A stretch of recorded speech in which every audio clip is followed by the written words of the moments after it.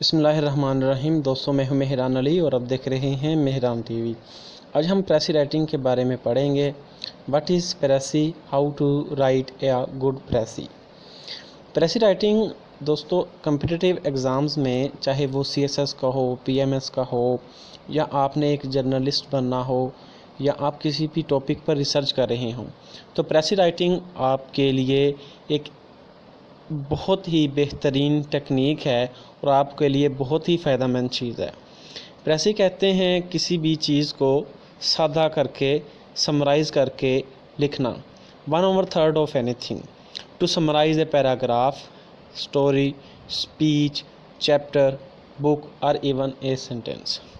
کوئی بھی چیز ہے، آپ نے اس کا 1/3 جو ہے وہ بنا کر لکھ دینا ہے۔ اب 1/3 تبھی بنے گا اگر آپ کو اس چیز کی مکمل طور پر سمجھ ہے، یعنی کہ آپ نے جو بھی ٹاسک لیا ہے، جو سٹوری لی ہے، اسپیچ لی ہے، چیپٹر لیا ہے، کوئی بک لی ہے، آپ نے اسے پڑھ کر، اسے سمجھ کر، اس کو سمرائز کر کے لکھ دینا ہے، تو وہ پریسی کہلائے گی۔ یہ جو ہے یہ ٹوٹلی طور پر it is totally different from paraphrase. Paraphrase میں کیا کیا جاتا ہے کہ پیرافریز میں ہم ایک پیراگراف کو اپنے جو ہے وہ اپنے میننگ میں لکھتے ہیں، ایکسپلین کرتے ہیں کہ اس میں یہ چیز بیان کی گئی ہے، اس کی ایکسپلینیشن دیتے ہیں، جو کہ اس کی اصل لینتھ سے کافی زیادہ بڑھ جاتا ہے۔ جو پریسی رائٹنگ ہے اس میں ہم نے ایسا نہیں کرنا ہوتا، بلکہ اس میں ہم نے جو اوریجنل لینتھ ہے، جو اوریجنل مواد ہمیں دیا جاتا ہے، اس کو ہم نے سمجھ کر شارٹ کر کے اس کے مین آئیڈیاز کو ہم نے بیان کر دینا ہے۔ ان مین آئیڈیاز تک ہم کیسے پہنچیں گے، ان مین آئیڈیاز کو ہم کیسے بیان کریں گے، اس کے لیے ہمیں کچھ ٹیکنیکس اور کچھ ایک پروسیجر کو فالو کرنا ہوگا۔ How to write a good precis. Read and reread the passage carefully to understand. سب سے پہلے یہ کام کرنا ہے کہ آپ نے کوئی بھی کیس لیا ہے، اس کیس کو شارٹ کر کے آپ نے ایک اس پر آرٹیکل لکھنا ہے۔ مثال کے طور پر آپ جرنلسٹ ہو تو آپ نے ایک کیس پکڑا ہے کسی بھی شخص کا، کسی بھی چیز کے بارے میں، تو آپ نے اس مکمل کیس کو اسٹڈی کر کے، تو آپ نے 80 پیجز پر مشتمل ایک کیس کو اسٹڈی کیا، اور اس کیس کو اسٹڈی کر کے سمجھ کے اس کے مین پوائنٹس کو نکال کے آپ نے ایک پیج کا کالم لکھ دیا، تو یہ ہے precis. Read and reread the passage carefully to understand.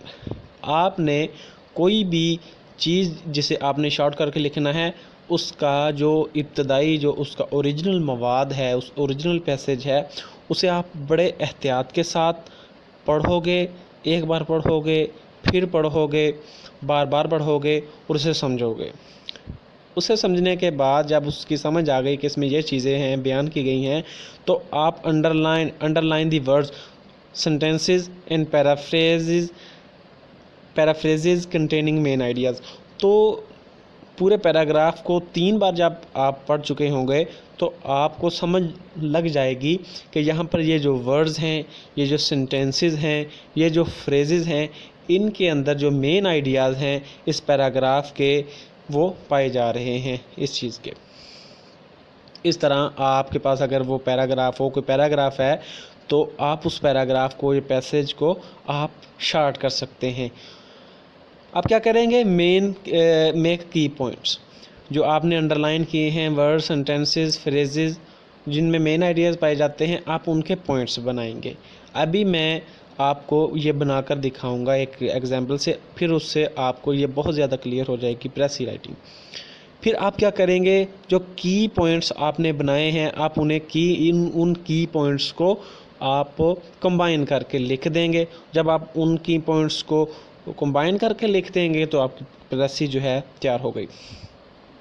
اب آپ کہیں گے کہ یہ تو ایک پیراگراف کی اس طرح کر سکتے ہیں، ایک چیپٹر کی اس طرح کر سکتے ہیں، ایک پوری بک کی کس طرح کریں گے؟ بک کا بھی اسی طرح سے ہوگا کہ بک کا چیپٹر 1 ہے، چیپٹر 1 میں جو مین پوائنٹس ہیں، وہ مین پوائنٹس ہم علیحدہ کر لیں گے، چیپٹر 2 میں جو مین پوائنٹس ہیں وہ مین پوائنٹس علیحدہ کر لیں گے، ہر چیپٹر کی ہم سمری تیار کر لیں گے۔ اس طرح مکمل بک کی بھی سمری تیار ہو سکتی ہے، ناولز کی سمری بھی اسی طریقے سے ہوتی ہے۔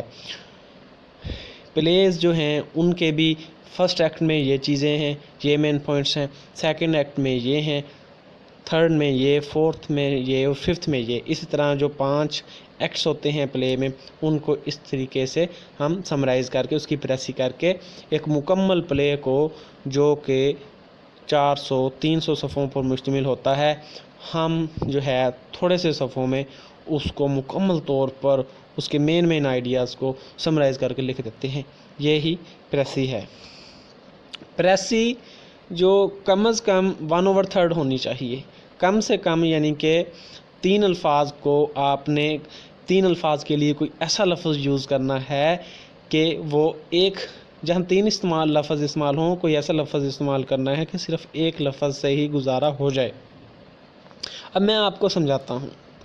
فرض کریں میرے پاس ایک یہ پیسیج ہے، sir Winston Churchill in his book The Gathering Storm claimed that the Second World War was far more tragic and much more far-reaching in consequences than the First World War۔ ایک بار میں نے just generally پڑھ لیا، اب میں دوبارہ پڑھوں گا۔ Sir Winston Churchill in his book The Gathering Storm، میں نے چرچل مجھے اہم لگا کیونکہ مسٹر چرچل جو ہیں، سر ونسٹن چرچل جو ہیں، یہ کوئی اہم بات کر رہے ہیں، جو بات کرنے والا ہے میں نے اسے انڈر لائن کر لیا ہے۔ پھر اس کے بعد یہ کچھ کلیم کرتے ہیں، کیا کلیم کرتے ہیں؟ claimed that the Second World War was far more tragic۔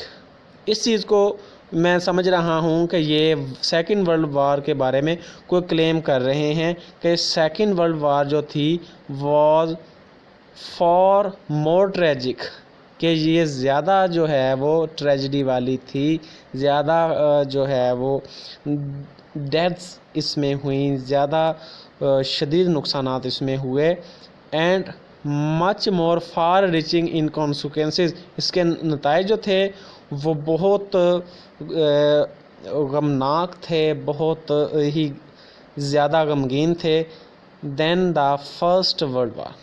اس سے پہلے میں نے second world war was far more tragic اسے انڈر لائن کیا، پھر میں نے یہ سمجھا، یہ دیکھا کہ یہ کمپیریزن کر رہے ہیں فرسٹ ورلڈ وار کا سیکنڈ ورلڈ وار کے ساتھ ٹریجڈیز کے حوالے سے اور کانسیکوینسز کے حوالے سے، کہ جو فرسٹ ورلڈ وار ہوئی اس کے جو کانسیکوینسز ہیں اور جو سیکنڈ ورلڈ وار ہے اس کے جو کانسیکوینسز ہیں وہ ایک دوسرے سے بہت مختلف ہیں۔ جو سیکنڈ ورلڈ وار کے ہیں کیونکہ اس میں بامبز وغیرہ بھی استعمال ہوئے، اس وجہ سے ٹریجڈیز زیادہ ہوئیں، اموات زیادہ ہوئیں، تو نقصانات جو ہیں وہ زیادہ ہوئے اور اس کے نتائج بھی زیادہ برے جو ہیں وہ ملے۔ اب میں سے جو مین پوائنٹس انڈر لائن کیے ہیں اب انہیں میں شارٹ کر کے لکھوں گا۔ میں کہوں گا Churchill claimed that the Second World War exceeded the first in tragedy۔ Just میں نے انڈر لائن کیے ہوئے الفاظ کو سمجھ کر اپنے الفاظ میں سادہ کر کے لکھ دیا تو یہ ہماری جو پریسی جو ہے یہ وجود میں آ گئی ہے۔ چرچل نے جو کلیم کیا تھا فرسٹ وار اور سیکنڈ وار کے بارے میں، اس کا جو مین آئیڈیا ہے وہ میں نے 1.5 لائن میں لکھ دیا ہے، 4 لائنوں کا آئیڈیا میں نے 1.5 لائن میں مکمل کر کے لکھ دیا ہے۔ آئی ہوپ کہ آپ نے اس عمل کو بہتر طریقے سے سمجھا ہے۔ انشاءاللہ میں اسی طرح کی نئی ویڈیوز بھی آپ کے لیے لاؤں گا۔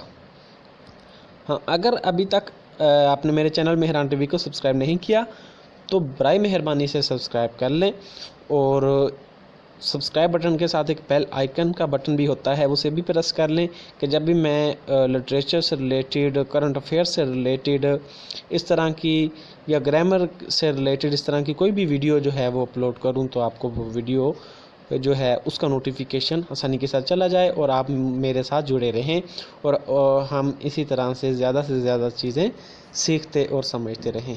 اللہ تعالیٰ آپ کو اپنے حفظ و امان میں رکھے، اپنا بہت سارا خیال رکھیے گا۔ السلام علیکم۔